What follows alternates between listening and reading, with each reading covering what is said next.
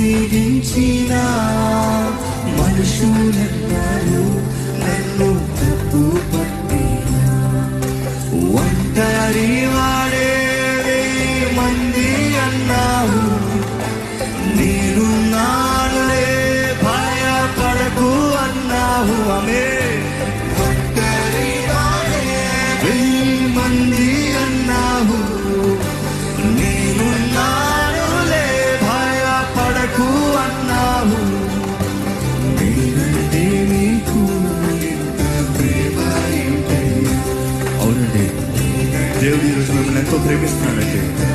అందుకని ఈరోజు మీతో మాట్లాడుతున్నాడు. మిమ్మల్ని బట్టి మీ తరాన్ని మార్చాలని, మిమ్మల్ని 1000 మందిగా మార్చాలని, మిమ్మల్ని బట్టి మీ వంశాన్ని మార్చాలని. God wants to begin a new blessing through your life, a new chapter through your life.